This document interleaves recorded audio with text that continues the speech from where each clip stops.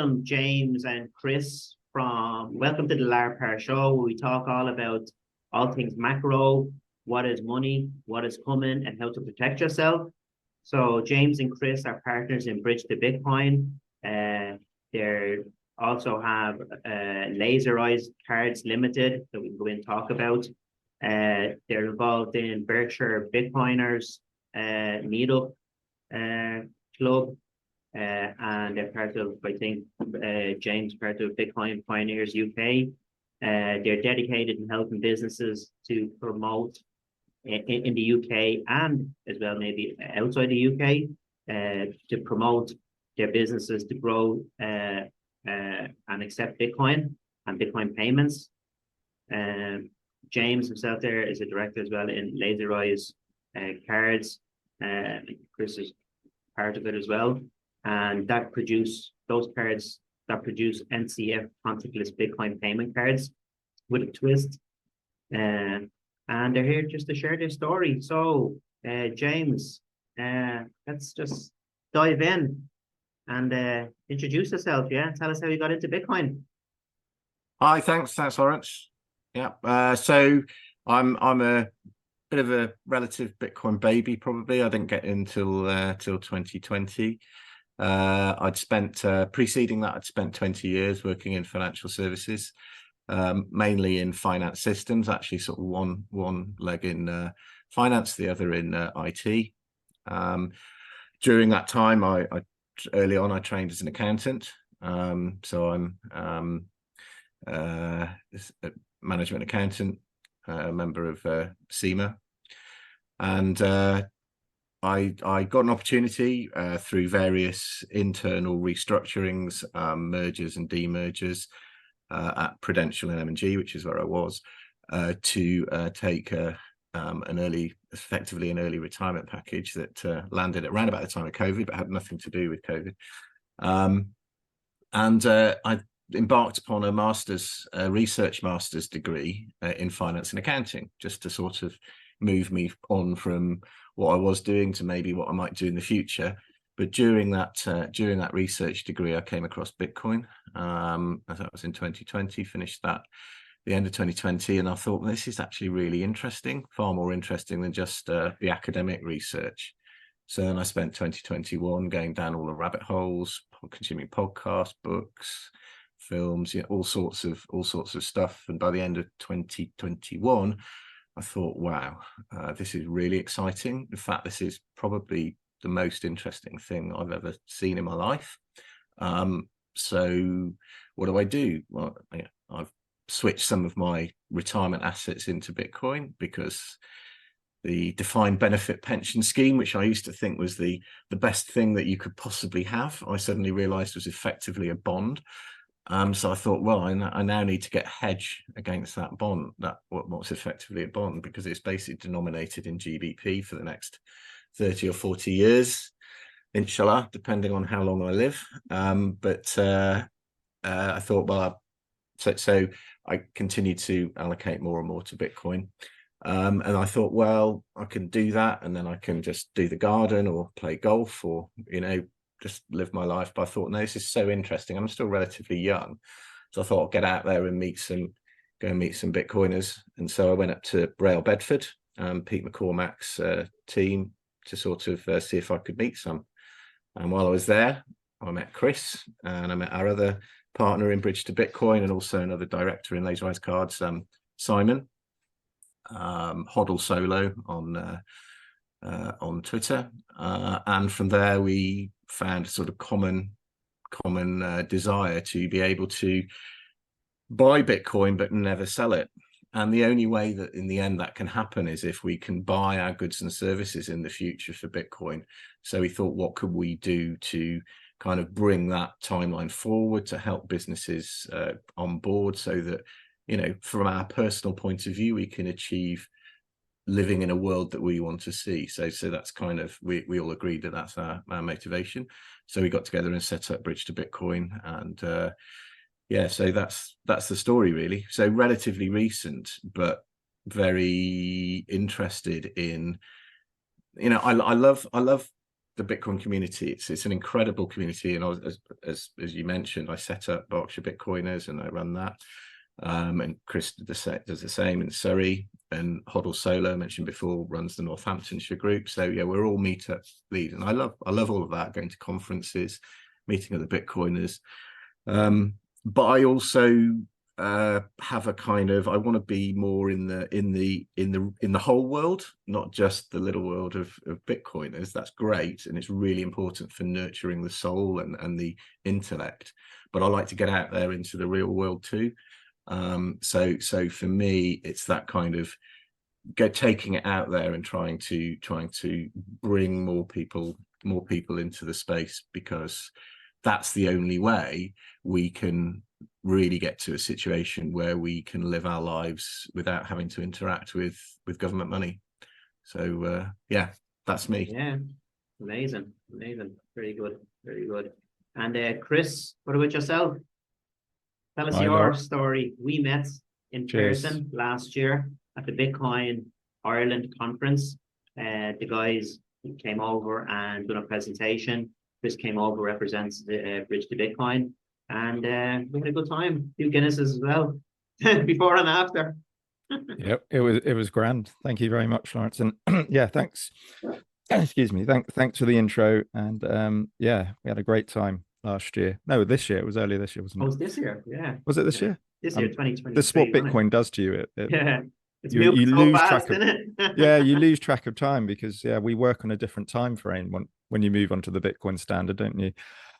So yeah, a little bit of background about me for your listeners or those who are tuning in.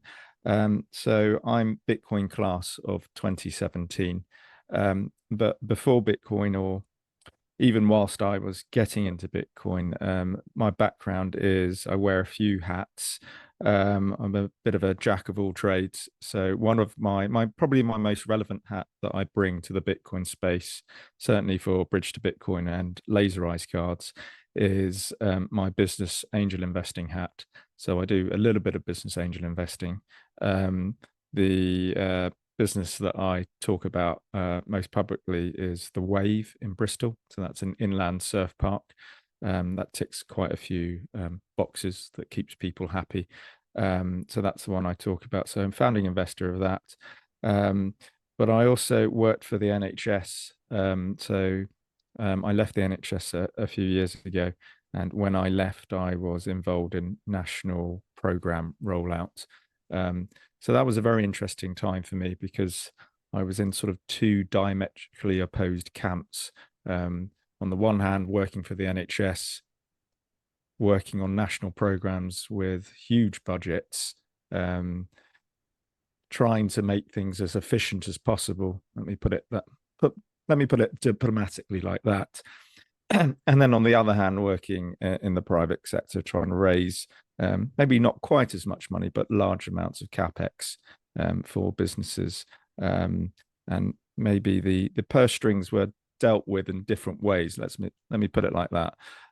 So really interesting time. But I do less of both. Well, I don't do any work for the NHS now, and I do less business angel investing, mainly because of Bitcoin. So I've just got fallen down the Bitcoin rabbit hole, and I keep on falling, and Bitcoin is taking up more and more of my time in a positive way. So as I say, I'm class of 2017. I'm not sure exactly what my first touch point was with Bitcoin, but I imagine it was as part of some deal flow that came across my desk, and it immediately piqued my interest. And I went, oh, that's interesting. I'll have a look at that, and was excited by it instantly. It made sense to me. And so I went and did some more research, and naturally found out about cryptocurrencies. And like a greedy magpie that I am, and like most of humans, I went, oh, look at these shiny coins over here with promises of 10x, 100x, 1000x returns.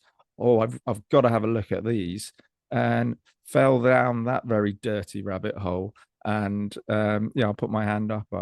I made a bit of money, lost a lot of money, but eventually came back to my senses when I realized that Bitcoin was the only currency where the fundamentals actually stack up. So yeah, took one of those traditional horseshoe journeys through Bitcoin that many Bitcoiners have taken. So I'm no different in that respect. And then, as James said earlier, I met James and Simon about 18 months ago via Peter McCormack, essentially, when I went to watch one of the first football games after Peter bought Bedford FC. And just before, I think it was just before he rebranded to Real Bedford. And it's quite funny, actually, because I was expecting a huge crowd at this match. Because Peter, he's a big podcaster, isn't he? He's probably the biggest global Bitcoin podcaster at the moment, I imagine. So I was expecting quite a large crowd at this match, and I rocked up. There were about 20 people in attendance at this match, and 10 of those were Bitcoiners. And out of those 10, 5 of them were Simon, who's our other co-founder of Bridge to Bitcoin, his wife, and his 3 daughters. So yeah, a very small attendance at the match. Naturally, as James said, we got chatting, realized we had some common values, and wanted to. We each, Simon, James, and I all wanted to live on a Bitcoin circular economy. And as James said earlier, he subsequently went to start Berkshire Bitcoiners. I went and started Bitcoin Surrey, the meetup down where I am in the south of England. And rather than work in silo in our separate jurisdictions, in our separate counties, trying to onboard businesses, we thought we'd combine and collaborate, and we formed Bridge to Bitcoin, as James said earlier. And I think our skill sets are fantastically complementary by per chance purely. James is fantastic at what he does. I can't do what he does. I do my thing. And Simon, importantly, he comes from a sort of a physical tech background. So he likes to get his hands dirty, let's say, working in industry. But for Bridge to Bitcoin, he also heads up Bitcoin Events UK. So it's a separate entity that he started up, but it's essentially an important leg of what we do. So Bitcoin Events UK should be called Bitcoin Events UK and Ireland. And I think he did try to rebrand it Bitcoin Events UK and Ireland, but it's a bit of a mouthful. But essentially, he is a bit of a linchpin, if you like. It's a terrible C word. He's sort of centralized body, if you like, for meetups in the UK and Ireland. And he's very positive with and very good at helping people start up meetups. And that's that's integral to what we do at Bridge to Bitcoin. Because a lot of people think that Bridge to Bitcoin, when they initially hear about us, they think, oh, that's a tech company. That's that business that has a solution, a lightning solution or something, that they put their solution into businesses so they can accept Bitcoin payments. But we're a marketing consultancy, so we don't own any solutions. We don't have any IT software. We don't have any hardware. We don't own any of those point of sale machines or make any of those point of sale machines.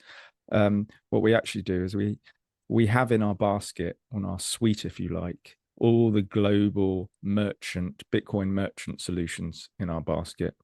And when we meet with businesses or business owners, we work out, essentially because of how the business is structured, whether they're a limited company, sole trader, one-man band, how many how many customer-facing employees they have who take payments and so on, a number of things. And we work out what's the best solution exists for them. And then we signpost them to that solution. And if needs be, we handhold them through the setup process. And that's nowadays, that's really easy, surprisingly easy, especially because of Lightning.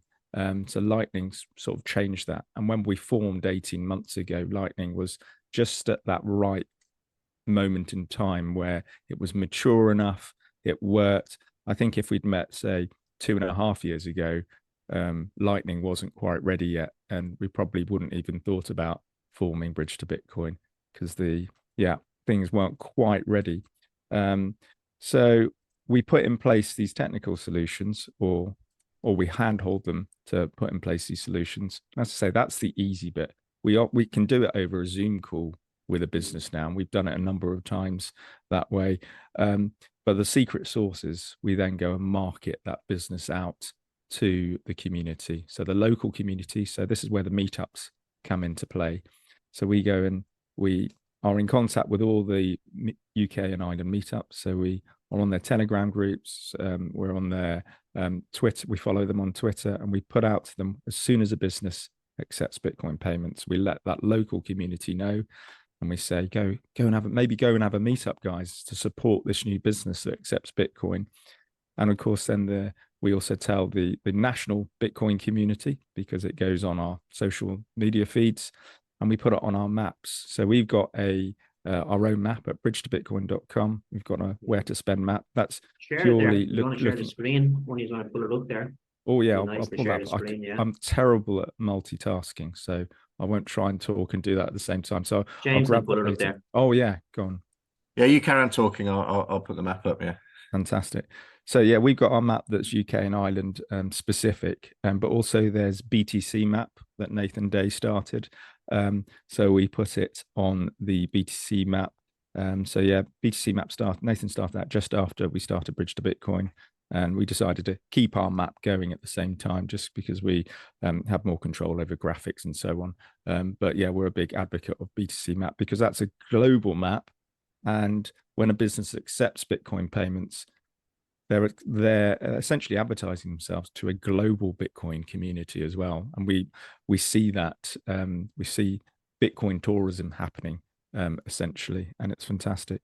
So yeah, we market, and that's the secret sauce, because we've seen historically, if you go back a few years ago, there previously have been Bitcoin accepting businesses, but the issue is they didn't tell anyone more often than not. They put in place maybe an on-chain solution, or in all likelihood, because Lightning wasn't mature or didn't exist at the time, and then they'd be surprised that no one came. So you've of course got to market yourself out to the right community, and because we're tapped into the Bitcoin community, we can do that easily and let everyone know. So that's our secret sauce.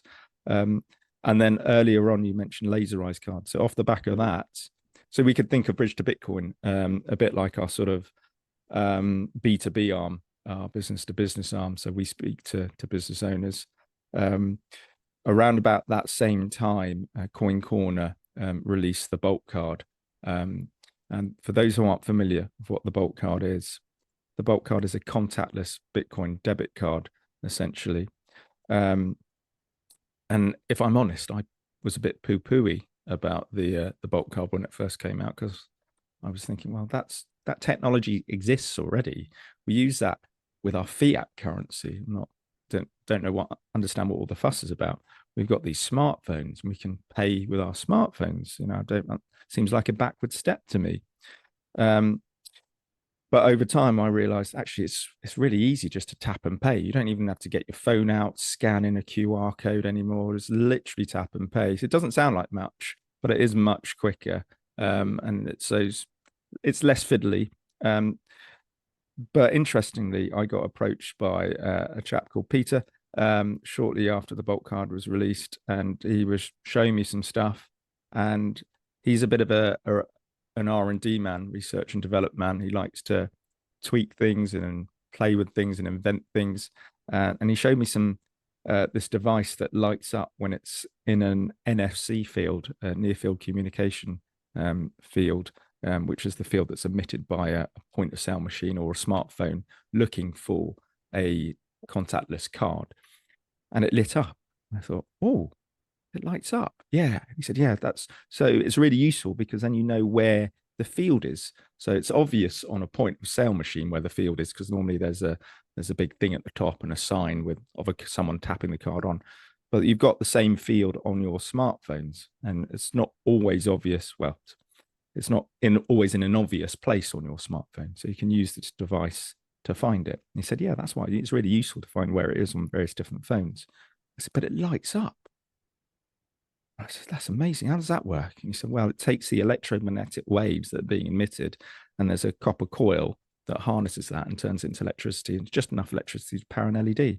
So that's brilliant. Could you put that in, say, a Bolt card? He went, yeah, I guess you could. Could you put 2 on a Bolt card? He went, yeah, where are you going with this? You could put loads in a Bolt card if you really wanted to. 2 laser eyes that light up, Peter, on a Bolt card. He went, oh my goodness me, that's brilliant. So off the back of that, I said to him, right, could you make us a prototype?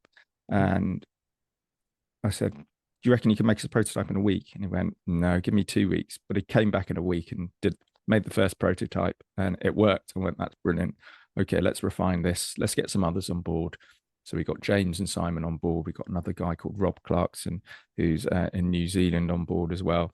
And we developed laserized cards, so contactless Bitcoin debit cards that light up when you tap and pay.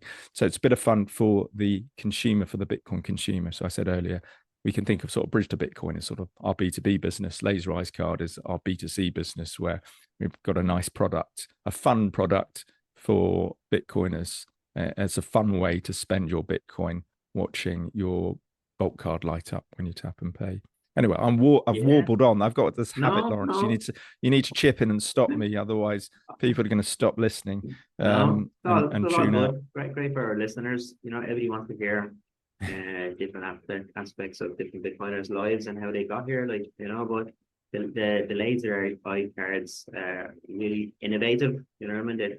They're great. You know what I mean? And they have that kind of funky thing to go with them as well. Like, you know, as you're explaining. But amazing. And so, how has adoption been going on in the UK?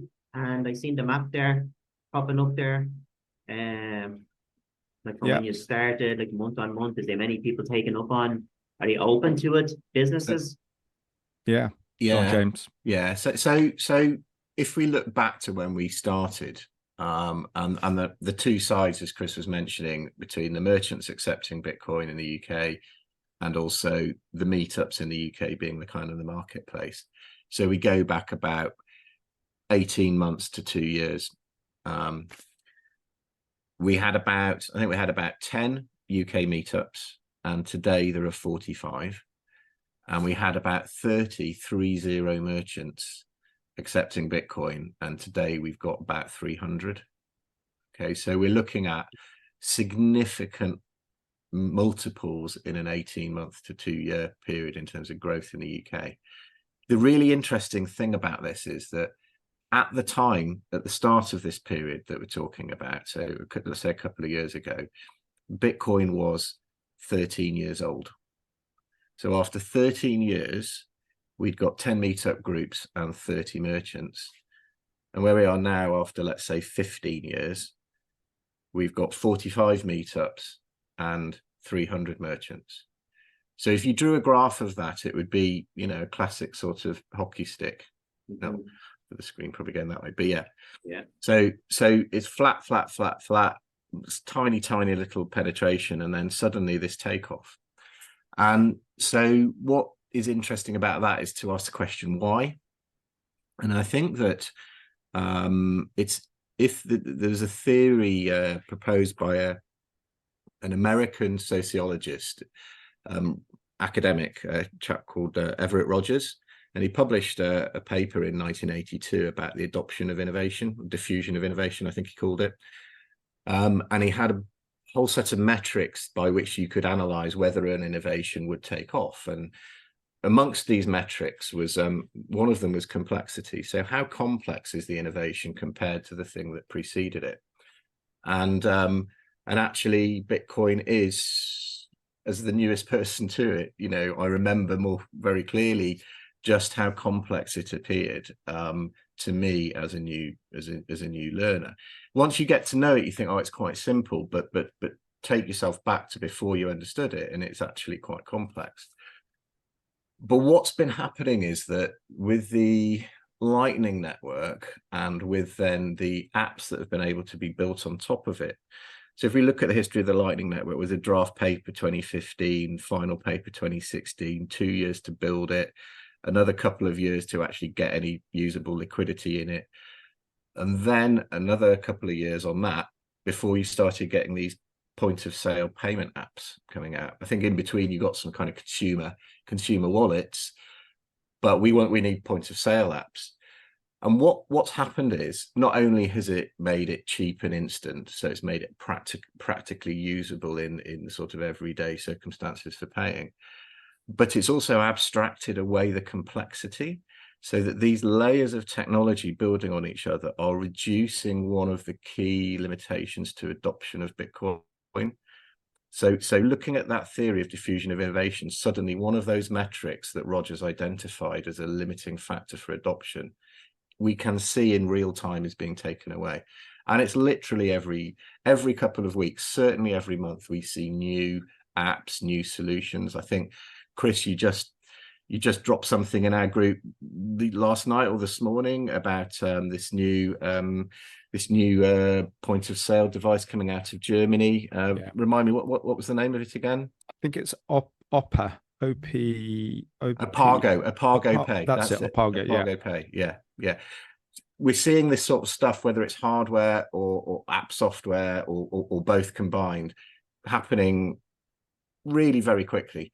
Because once you reach this kind of stage, well, if you can write an app and you've got an idea, you just code it up and stick it on Google Play Store or the Apple Store, or on F-Droid if you don't want to go through those stores and you just want to make it available without going through a store, or web apps like I think a company that we've got a call with next week. Again, another new one, relatively new, that we've come across, Koinos.io.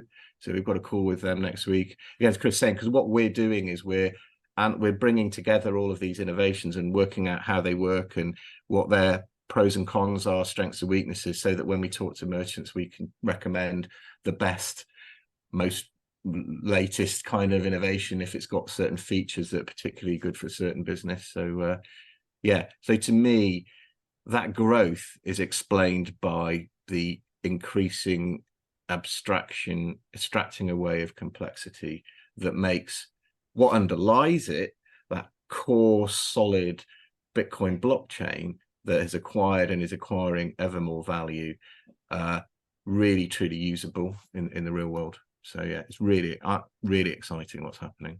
Yeah, and we can see it the way things are being adopted and the narrative being changed, and we were just talking about something before we jumped on the interview, we started recording, and we were saying that there is going to be a lot of change coming next year. You know what I mean? Maybe only invited to jump into that with the big corporation getting involved, the BlackRock spot ETF coming along, and even in the media, it's going to change. So what's your take on that? Do you think about the change, and especially in the media, the way we can see it as well with the ESG change as well? One of you want to jump in and just talk a little bit about that? Chris, do you want to take that? Yeah, I mean, this is I was talking about this last night at an event in South London. Actually, one of my bugbears is that Bitcoiners like to cite other Bitcoiners as sources of good information, especially when it comes to ESG. So when Bitcoiners meet people who are Bitcoin curious, they cite Bitcoin authors. But I think what's really important is to cite those who are more neutral. And for us, certainly an exciting moment was when KPMG released their paper a few months ago that essentially gave Bitcoin the thumbs up on many fronts, actually, an ESG front, and also on a corporation front. It's good. It'd be good for corporations to use Bitcoin. So for me, that was massive, and I don't think it's got nearly as much coverage as I think it should have.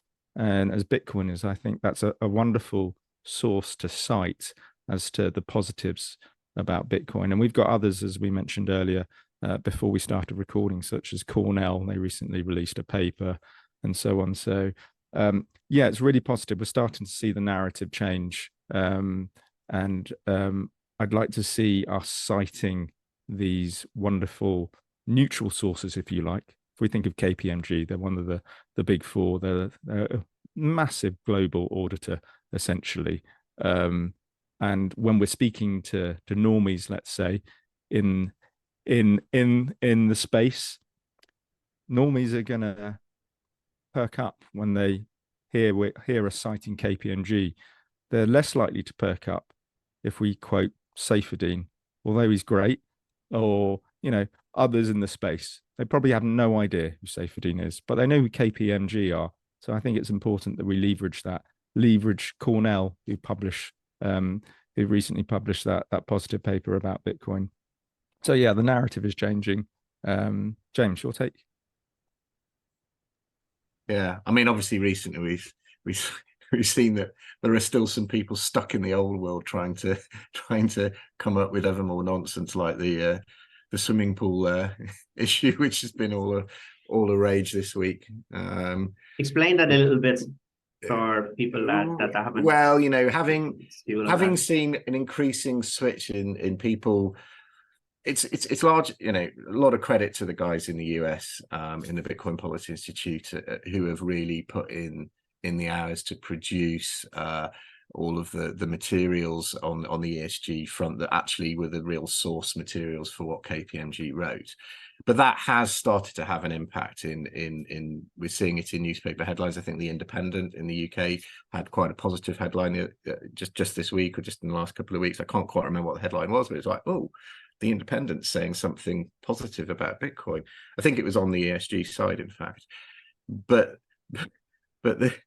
having pushed back all of that, suddenly it's not about its energy, you know, its energy use. It's going to boil the oceans. It'll be using 20% of global energy if it carries on like this. You know, suddenly they've switched to how much water it uses.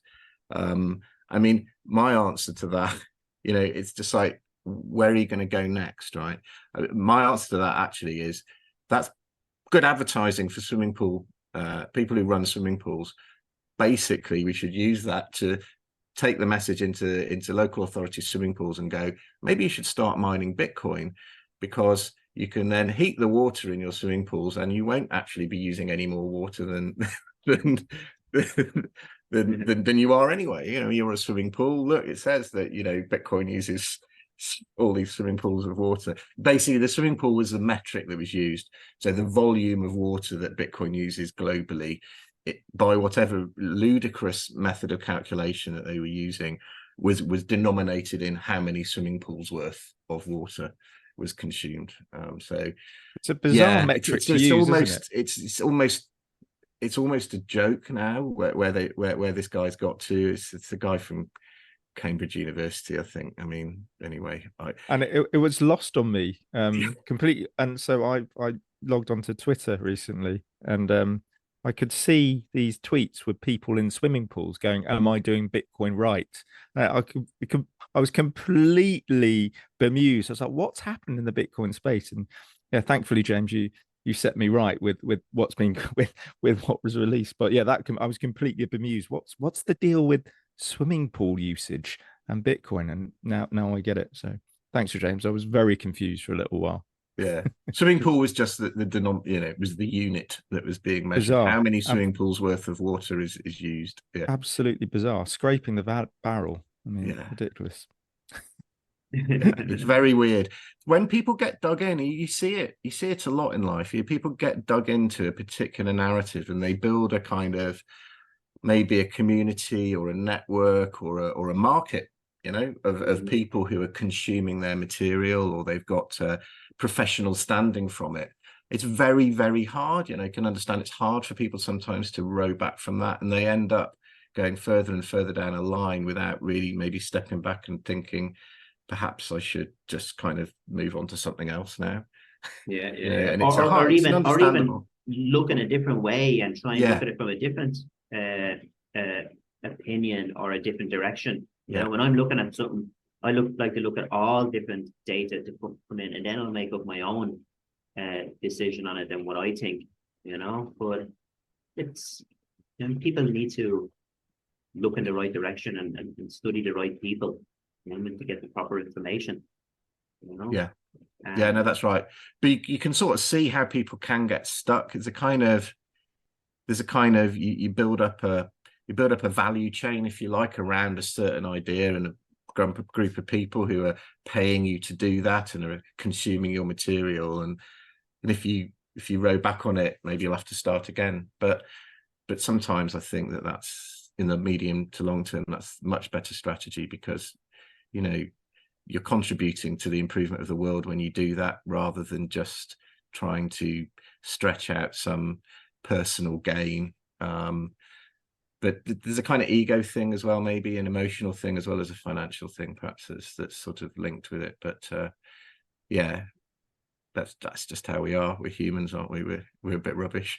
And the human thing is fascinating, isn't it? Because I I was speaking about this last night with someone when I was talking about merchant adoption, and it's interesting. So often when I go and talk about what we do, people become enthused and they go, "Oh, that's fantastic!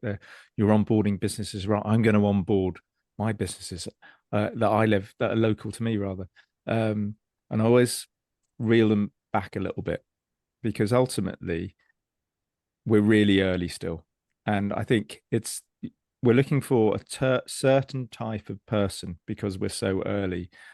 So I come back to I'm going to share. Can I share? Can I do this sharing and talking at the same time? I'm going to share. So those who are watching on YouTube should hopefully see what I'm sharing on the screen. So it's a bell curve essentially, and this diffusion of innovation, which I know some people aren't so keen on, but I'm going to use it anyway. So we're still really early, which means essentially those who are into Bitcoin or using Bitcoin or have Bitcoin at the moment are currently innovators and early adopters. And it doesn't matter if someone, or rather, let me put it this way, if someone's a laggard or they're in the late majority, even if they understand Bitcoin and they get it and it makes sense, they're not going to use it until the people before them are using it, until there's enough of a majority using it.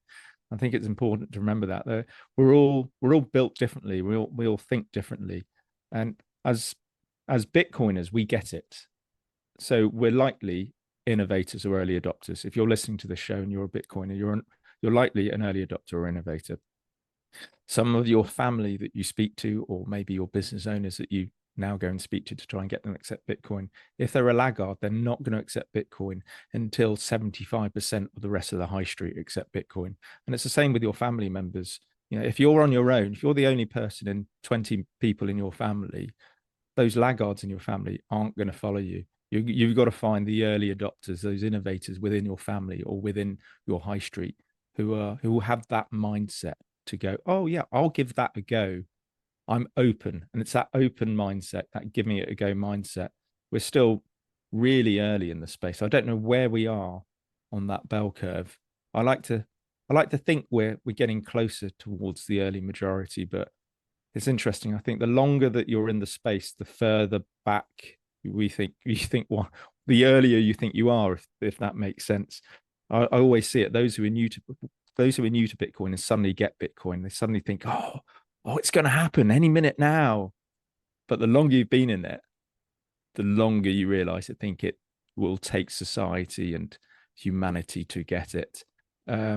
So although 2024 should be a fantastic year, I wonder how much longer it will take to see real progress. But going back to full circle to what you were saying, Lawrence, yeah, 2024 should be really interesting, especially with the potential ETF being approved and the halving coming up. And we always see new interest come into Bitcoin round about just after the halving or around the halving, because the price goes up, which drags people in, because that's why people come into Bitcoin. Certainly the large majority come into Bitcoin because the number goes up. But yeah, we're still really early. And I think it's because we're still really early, rather, we're trying to find those innovators and early adopters who will be open-minded enough about Bitcoin. How long that will take to get to the early majority, I don't know. So that's where I noticed, Chris, that graph actually had Everett Rogers. So in fact, the theory that I was talking about before about his mechanism for assessing innovations, that's in fact the very graph okay. that he produced. I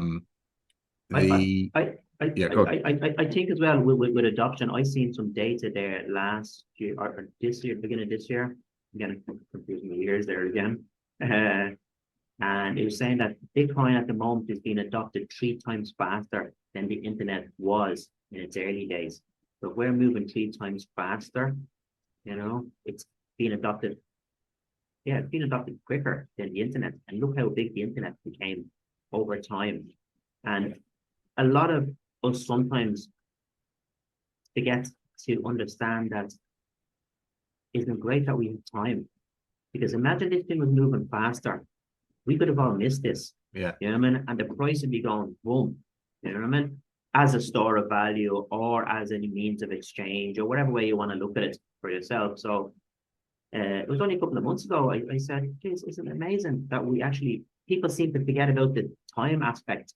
You know what I mean? Yeah. It doesn't have to go faster and faster and faster and explode the way some people want, because we'll miss it and we won't have the opportunity.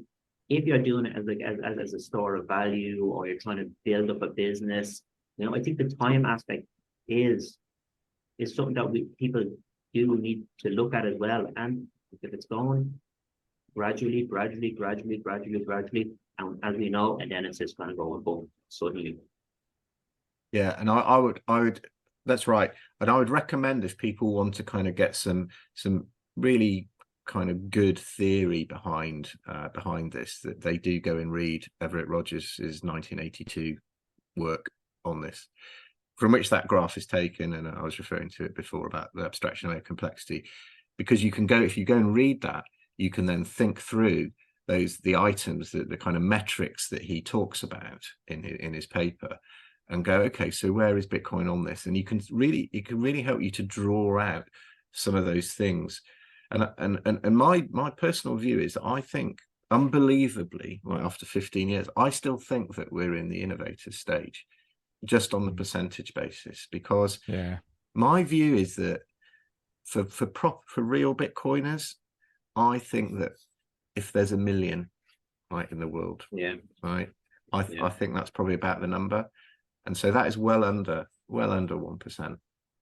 So you know, I that's where I still think we are, remarkably, as you say, we're very lucky, Lawrence. I mean, if it had gone much quicker, then I would have still been working in what I was doing, and, you know, raising young kids and paying off a house. We're just lucky that it just, you know, just seemed to have been in the right place at the right time, really, even though I thought I was 10 years late.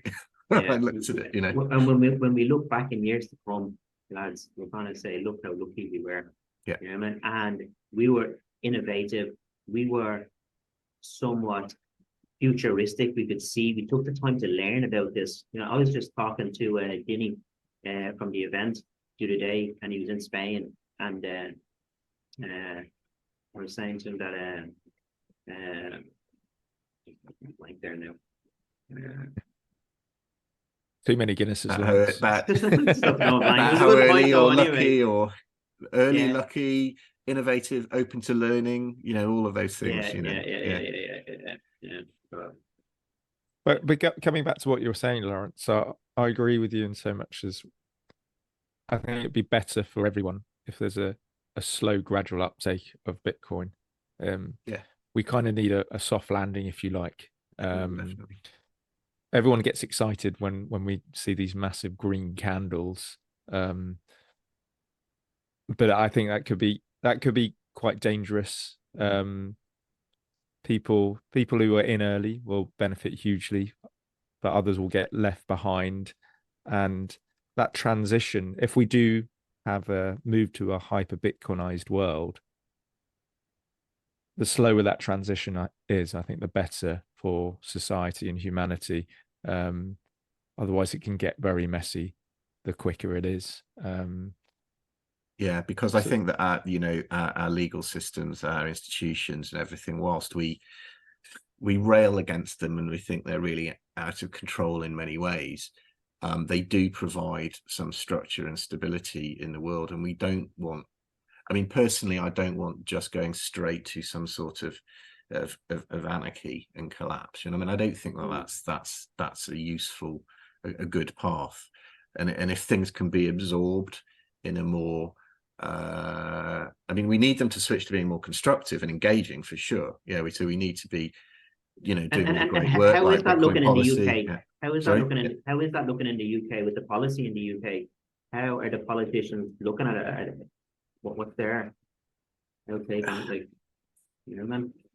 I see in there recently in Germany, one of the members of parliament in Germany was up talking, and she was talking about looking into Bitcoin adoption. You know, Argentina now we've seen with Milei after being elected. You know, Other countries are starting to set up, I think, and it could be a bad thing for Europe, and the UK and America.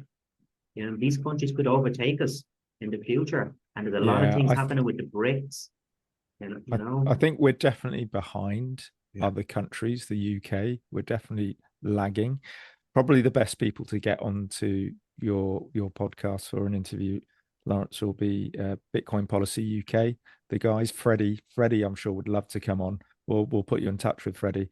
I was chatting with someone last night actually who has the ear of some politicians who I've put in contact with Freddie, and yeah, it's interesting. Maybe our opportunity might be at the point at which Rishi is stepping down, moving when his term comes to an end, if he doesn't run again, let's say. That might be our opportunity in the UK to try and get something in the door and say, Rishi, look, you wanted the UK to be this global digital, crypto center of the world. Come on your way out, do some positive stuff for Bitcoin. Maybe that'll be a way to leverage Bitcoin in a sort of backdoor way quickly. But it's certainly and I've said it before, what the Bitcoin Policy UK guys and girls are doing is fantastic. And I couldn't do it because for me, it's hard graft. I mean, people say that what we do on the ground is hard graft because it's a huge numbers game with bridge to Bitcoin, because we get multiple no's, mainly no's, and occasional yes. And it's that fantastic. We've managed to onboard this business. But I imagine the numbers are even worse if you were to somehow grab a metric when trying to speak to politicians about it. So testament to the guys at Bitcoin Policy UK. They've got one hell of a mountain to climb, and they're doing it. They're lobbying the MPs. They're taking it to them, and that's what we need. We need, because Bitcoin's decentralized. We don't have a marketing department, but all those other cryptocurrencies do. So they've all got a seat at the table. And thankfully, we've got the Bitcoin Policy UK guys who are trying to get a seat at the table to try and set the record straight with what Bitcoin is and try and clarify for our MPs that Bitcoin is completely different. But yeah, go on, James. And it's down to the education as well of those politicians to do the work as well, because as you know, it does take a little bit of time, yeah. And as I was saying, I was talking to somebody there last week again, and I just calculated quickly in my head the amount of hours that I've done on this, and it's gone into thousands of hours, because in the evening when I finish work, and me and Laura are actually sitting down there, we turn on YouTube, an educational program, and a lot of people see it like maybe as entertainment, but it is very, very educational. Yeah. YouTube, and I just start watching it for about 3 hours a night. Imagine doing that for 2 years every night. Now, people might say we're boring, but I'd rather watch that. No, the Coronation Street or the news at 9 o'clock. Or I'm a celebrity, get me out of here. Yeah. I mean, it's like, honestly, how people choose to spend their time, that most valuable, scarce resource, and the amount of time that people waste on just consuming rubbish. Yeah. Not at all. I think sitting down in front of the TV and watching educational YouTube videos is a great way of living life, frankly. I mean, what better way to, what better way to kind of improve yourself and get, more knowledge and see more perspectives and, all that education has helped me so much more than education that I learned back in school and all that. It's changed my life, lads. You know what I mean? And a lot of people that I talk to, Bitcoiners and people that have discovered what is money and what's really going on, and you can start looking at the macro picture, you can see what's coming. Then you can. And the great thing about this education, as we're labeling it, is it's really fun and it gives you hope. So it's not like other education, if you like. So it can be dry and academic Bitcoin, but actually the impact it has on society gives people hope. And the innovation and the inspiration it then gives people, I think, is fantastic. So the Bitcoin space is like no other space I've worked in. And I don't know if it's because it's Bitcoin or because we're so early, but the amount of collaboration that goes on in the space is fantastic, and the amount of super networking is like I've never seen before. You can virtually tap into anyone, and they will either put you in contact with someone or help you with an idea that you've got or give you feedback. You just don't get that in the fiat space in the way you do in the Bitcoin space. So yeah, the education piece is really fun because of Hope, and yeah, it's a fantastic space to work in and to sort of throw yourself down the rabbit hole. So yeah, if anyone's listening to this who isn't a Bitcoiner, get stuck in. I suspect everyone who listens to this is a Bitcoiner. So get stuck in deeper, because the deeper you go, it's not a cult, by the way, but the deeper you go, the more interesting it gets. And the more you learn, not in a dry academic way, but the more you learn in a fulfilling way that makes you a fuller person. It's fascinating. Get stuck in, people. Get down that rabbit hole. Get to conferences if you can, or get to your local meetup. If you don't have a local meetup, start one up, because it's like magic. When you go to your first meetup, and actually there were some people at the event last night that I was at, and it was the first time they'd met Bitcoiners in real life, and the first time they'd been to a Bitcoin event. And it was fantastic because the amount of networking going on was fantastic. They could almost see Bitcoin for real, if you like, because they hadn't seen Lightning, let's say, used in real life. And you could see the light bulbs going off, and the thought process, the cog started turning. You could see they were sort of trying to see how this was applying their industry. And, you could almost see who they wanted to speak to next. And, the spider web that was forming in that room was a wonderful thing. And because of the way the fiat system works, it's a very closed garden, if you like, the fiat system. So people tend to sort of come up with an idea, and then they keep it close to their chest, and they'll work out who they should speak to. Whereas it's quite the opposite in the Bitcoin space. People come up with an idea, they'll put it out there. They'll go, "What do you think, guys?" And people go, "Oh yeah, that's brilliant. You should speak to so-and-so because they'll help you with that." And then someone else will chime in with something. And before you know it, they've got a Bitcoin business up and running, or close to a Bitcoin business. It's fantastic. Get out there, people. Get deeper down the rabbit hole. Get stuck in. But don't worry about your family. Some of them will be laggards, but they'll come along eventually at some point, hopefully. But it's not a cult. Can I make an appeal? And they'll pay the price of Bitcoin when they do come along. That's what it's all about. Can I make an appeal just off the back of that conversation? This is an unusual one. Can I make an appeal to any academic sociologists?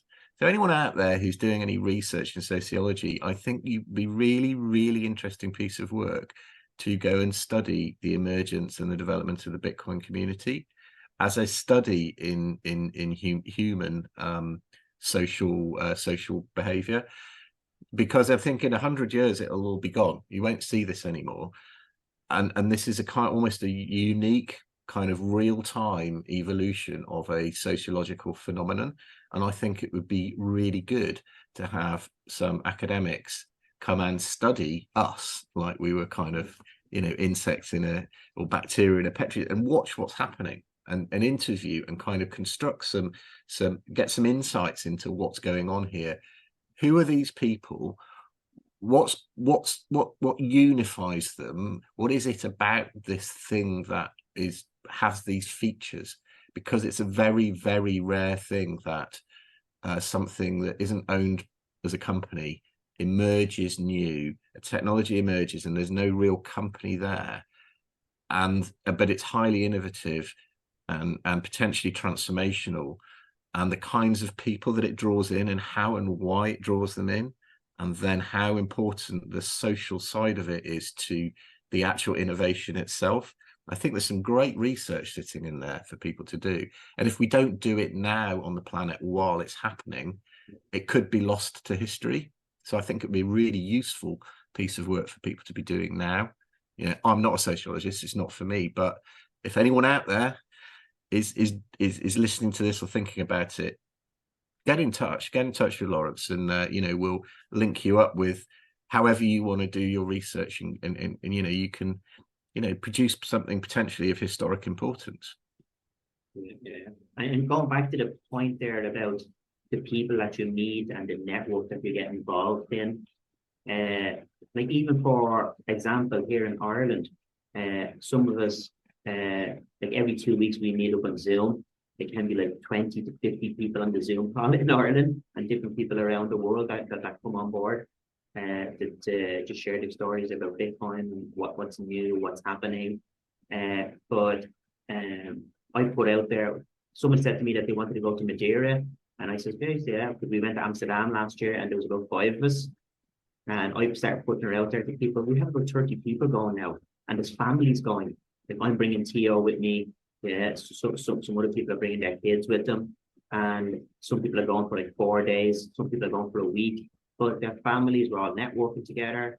It's growing, and it's just amazing. It's just totally amazing. I've never experienced anything like this before with anything that I've done. When you're in that fiat mindset, when you're in that fiat system, it's always just people want to hold on to something themselves. They don't want to share the ideas as much. But Bitcoiners are so open, and they're so. I talk to some people that like you'd never think you'd be able to get near them, like millionaires and billionaires, and people that are managing huge funds, huge corporations, they're trading $1 billion a day. You know what I mean? Unbelievable, and everybody's so open. It's amazing community. And yeah, it's true. It's funny how reachable and accessible Bitcoiners are with each other, and they're always there to help other people as well, aren't they? Yeah, I've got in sort of to mirror that. I remember sitting in the hotel in Bedford at Peter McCormack's conference last year. Was sitting at the bar at reception, and Jeff Booth rocked up with his mate, who he dragged over from Canada. His mate's not a Bitcoiner, but his mate likes football. So he said, come with me to Bedford. His mate was like, what's going on? I said, oh, I'm speaking at this thing, but the guy's running the conference. He's got a football club. And the guy was like, oh, he's English. And he said, yeah, okay, I'll come along and watch some football with you. So in walked Jeff and sat down. It was about midnight, and there was about half a dozen of us. And we just chewed the cud about Bitcoin with Jeff Booth for hours and hours and hours, just talking about his theories and his deflationary ideas. And it was fantastic. And yeah, so just to mirror what you were saying, Lawrence, that accessibility to people in the Bitcoin space is wonderful. And I think we can create as many touch points as possible to try and normalize Bitcoin. As Bitcoiners, we're often quite evangelical about Bitcoin, and quite rightly so, because it can change people's lives and it can do wonderful things for humanity. But that scares people off when we come across like that, because it looks quite cultish. So one of my taglines is normalize, don't evangelize Bitcoin. And I'm going to shill one of our products at Laser Ice Cards, which was James's idea, actually, because we make our Laser Ice Cards, which are contactless Bitcoin debit cards. So for those who are watching on YouTube, this is a small selection of them, which are fantastic because they light up when you tap and pay, when you want to pay with Bitcoin at a Bitcoin accepting merchant. So I'm just showing on the screen for those who are watching on YouTube. Some of them light up. So that's one of Lena's designs. And then we've got also one of Bitcoin Apex designs. So there's some of the popular ones. So that's all very good. But if I'm honest, we haven't got that many Bitcoin accepting merchants in the UK and Ireland. And so most of us still have to pay with dirty fiat, as we say. So most of us have a contactless fiat debit card. And this problem exists, as I say, there just aren't that many merchants that accept Bitcoin yet. So we still have to pay with fiat. And James said, well, what can we do? Can we combine our product with fiat cards? And we worked out, we could create a skin. So you take your you take your fiat contactless debit card and you slide it, let's do it that way, slide it into one of our skins, and it now looks like a Bitcoin debit card. And what it means is you can go into any normal shop, let's say, and when you pay with your goods for normally with euros in Ireland, when you tap and pay, it lights up and it flashes Bitcoin is better. And it creates this wonderful touch point and a wonderful potential conversation piece. Or you can just not say anything, and it might just create a visual touch point for that person behind the till, or maybe the person in the queue behind you. And it creates that normality. It's like, oh, Bitcoin, just a visual touch point. And James likes to take it one step further with a technique. I'm not going to spoil the surprise. Do you want to explain what you do when you? Well, I like to say I'd like to pay with Bitcoin, and I show them the card. You know, which is true. I would like to pay with Bitcoin, but unfortunately, Tesco's doesn't take Bitcoin yet. But I show them the card, and they go, oh, I don't think we take Bitcoin, or whatever. I say, well, let's have a go anyway. And then, of course, I tap the card on the point of sale device, and it goes through because I've got a fiat card inside the skin. And they're like, oh, right. And you get lots of really interesting. Actually, I've even had managers called over before, you know, then the till operator's going, do we take Bitcoin? And the manager's going, oh, I don't think so. And then, you know, you get a whole conversation going.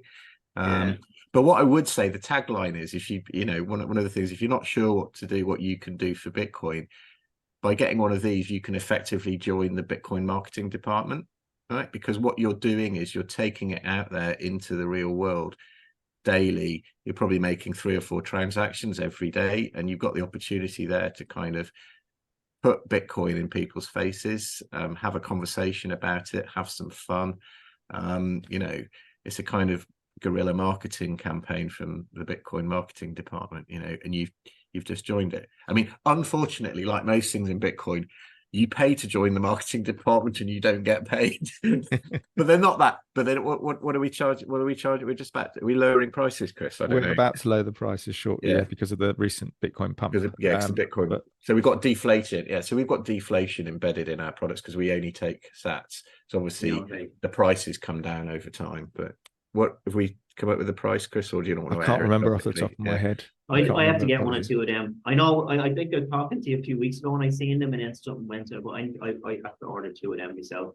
One for me, one for Laura. So I'm always going into the shops, and I'm always asking them, "Do you take Bitcoin?" Yeah. And if I have that skin now, I can say, "Gee, Mac, the corporation is taking it. They're harvesting the Bitcoin. Maybe you should think about learning a little bit about this." Exactly. There you go. There you go. Creates that, gets people thinking. A disruptor in the shops. And it's just fun, you know. Let's have some fun as well, you know. Why not? We don't have to be all corporate and boring about these things. It's bring a bit of light. That's what it's all about, you know. When you make things fun, people learn about it. You know what I mean? When you're there standing over somebody like in school, you know what I mean? Learn. You shy away from that, don't you? Yeah. And it's interesting because that fun, the lightning bolt lighting up really catches people's imaginations. Often in Bitcoiners, like I'll be chatting with them. We'll be chatting quite dryly about Bitcoin, maybe about you know, the Lightning Network and how it technically works to a certain degree, or the effects it has on the effects Bitcoin has on society. And then I'll mention laserized cards and the skins. And I'll tap it and go, wow, that's amazing. And they just go to a new level of excitement. And all it is just lights that light up on a card. And I think that really reflects us as humans, as the animals we are. We like to have fun. And that's, I think, an important thing, as you quite rightly say, James, that, you know, let's throw some fun into Bitcoin as well as being this evangelical thing that's going to hopefully change the world for the better. We need to, in order to drag more people along, you know, we need to have some fun products that light up. And even non-Bitcoiners go, whoa, that's really cool. Can I put something else on it? Yeah. Well, you could, but we're not going to put something else on it. You can only have a Bitcoin skin. Well, my dad, who's 79, he's got one of those skins, and he's loving it. Amazing. Amazing. So yeah, check out Yeah. if you're listening. Check out our website lasereyes.cards. And Share it there's, there. Share the screen. Someone needs to type it up there. Yeah, Show you're the trying to get me to website. multitask. I'll bring it up whilst we're chatting. Let me have a look. Yeah. Brilliant. He's just doing some amazing things over there, lads. You know, and fair play to you. It's only starting. You know, there's an amazing year ahead of us. You know, people are going to be very, very surprised, I think, about how the narrative of Bitcoin is going to be changing very, how much it's going to change in the media. You know, people are going to be really surprised, especially with all the big boys coming in now. You know what I mean? And I think there are two things which you didn't touch on before about how this halving could be different. One is how the supply of coins on exchanges has been falling since I think early 2021, and it's just kept falling, and we've never seen that before. So I think that maybe the era of big exchanges is not a feature of Bitcoin long term. I don't know, but maybe it's not. Maybe, you know, supply of coins on exchanges went up and up and up, and then it started to come down, and it's just continued to come down. Will it go to zero? I mean, it might do. It might be that we really don't have what we've come to regard as the big exchanges in the long term future. And after all, they've only been around for what? 2 8, or 9, 3 10 years. years. I mean, it's not, you know, it's quite short, and that's a kind of they're a business in the middle. They're not really Bitcoin. It's just a business in the middle. It's helping to shift Bitcoins from miners to people who want to buy it. There's that point. And then the other thing is the change in the accounting rules in America from FASB, whereby you're going to be able to mark your Bitcoin holdings to market if you're a corporation in your accounts, rather than have to hold them as an indefinite intangible. And that's fundamentally important in terms of making your business fairly representing your business's balance sheet position at reporting date. You know, MicroStrategy had to introduce a whole raft of extra reporting to try and explain why their numbers look so bad, you know, because of the rules around accounting for indefinite intangibles. So those two things I think are just come into the mix as well. And just personally, like the group of us in Bridge to Bitcoin, I think we've got a couple of interesting things coming out next year as well that we're not going to talk publicly about yet, but they're in the charity space and in the education space. So we think that well, I'm pretty excited about the things that we're going to be doing in those spaces next year as well. Brilliant. Brilliant. Yeah. Great. So we'll have to get you back on for that next year. Yeah, definitely. Yeah, we'd love to come and talk about it. Yeah. So, lads, we're going to wrap it up here anyway, okay? Show us, if anybody wants to get in touch with Christopher or James, how do we find you? What's your Twitter handles? Share the websites. Yeah, so Twitter handle is bridge or at bridge, the number 2 Bitcoin, at bridge 2 Bitcoin is our Twitter handle. And our website is bridge2bitcoin.com. So bridge, the number 2 bitcoin.com. If you have a business and you're considering accepting Bitcoin payments, do get in touch and we'll take you through the steps, work out which is the best solution for you, take you through the steps. If you're a business that isn't sure about having Bitcoin on the books or the balance sheet, you don't have to have Bitcoin on the books or balance sheet. You can flip that Bitcoin at point of sale into your local currency, so in Ireland euros. So that's an easy way to accept Bitcoin without jumping both feet in. So we can certainly help you with that. So some accountants maybe prefer that if they're in the laggard department of accountancy, if you like, and they get scared of Bitcoin.